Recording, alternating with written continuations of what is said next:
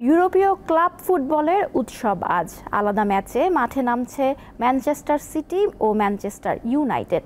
Premier লিগে ঘরের মাঠে ইউসউইচের বিপক্ষে ৮টায় নামবে ম্যান সিটি। তার আগে বিকাল ৫:৩০টায় ব্রাইটনের বিপক্ষে লড়বে ম্যান ইউ। অন্যদিকে রাত 10:30টায় আর্সেনালের প্রতিপক্ষ অ্যাস্টন ভিলা। লা লিগায় রাত 11টায় অ্যাথলেটিক বিলবাওয়ের প্রতিপক্ষ বার্সেলোনা।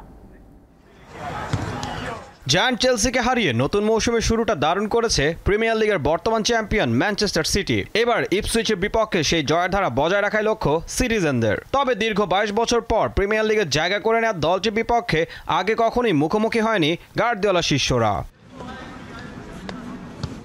ফুলহামকে সরিয়ে অনেকটাই চাঙ্গা ম্যান ইউ। এবার প্রতিপক্ষ ব্রাইটন, যাদের বিপক্ষে সবশেষ 5বারে দেখায় 3বারই হেরেছে রেড ডেভিলরা। বাজপাখি এমি মার্তিনেজের নেতৃত্বে এবার চ্যাম্পিয়ন্স লিগে জায়গা করে নেয়া অ্যাস্টন ভিলার যাত্রা শুরু হয়েছে ওয়েস্ট হ্যামকে হারিয়ে।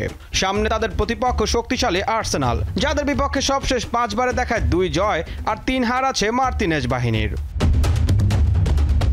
ভ্যালেন্সিয়াকে হারিয়ে নয়া কোচ হ্যান্সি ফ্লিকের নেতৃত্বে লা লিগার মৌসুম শুরু করেছে বার্সেলোনা। জয়ের ধারা বজায় রাখতে চাইবে কাতালান সেনারা। প্রতিপক্ষ বিলবাওর বিপক্ষে সবশেষ 5বারে দেখায় 3 জয় আছে বার্সার। তবে চোটের কারণে দলে নেই আরাহুও ও গাভির মতো তারকারা। ঈশান হাসান, দীপ্ত স্পোর্টস।